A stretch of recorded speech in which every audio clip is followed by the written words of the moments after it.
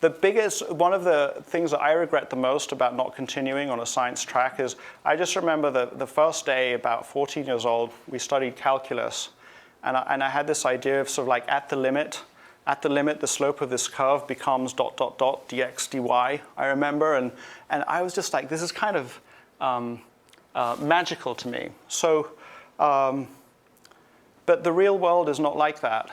The real world is not like that because it's unbelievably complex. There's complexity that's taking place that we just can't model. There's discontinuities that take place. There's crashes in the market. There's avalanches. There's all sorts of things that we just cannot predict how they will go. I sort of learned more about the way economics works by stumbling across this idea of complexity.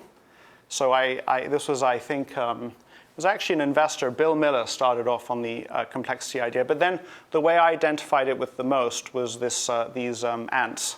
So there's a great book by Holdobler and Wilson, Journey to the Ants, where it just comes down to these ants optimizing some pretty complex things using a very, very simple set of rules with distributed agents. And I realized that thinking of the world as like a rainforest or a sort of like ant colonies optimizing whatever it is that they're optimizing is a better way to think of things. Then, so that's the outside. Then if we go to the inside of ourselves, it's just a fiction to say that we're rational. We're rational in very, very limited circumstances. It's a very good assumption to make. But there is so much evidence. I mean, Dan Ariely's book, Predictably Irrationally, we know that we're not rational. So I think that there's this strange thing that happened, and again, it's kind of a tool that I feel is a tool for success, that the minute I recognize my own weaknesses and I'm honest and open and upfront about them, I can start doing something about it. So I think I'm a better investor because I just accept upfront that I'm not rational.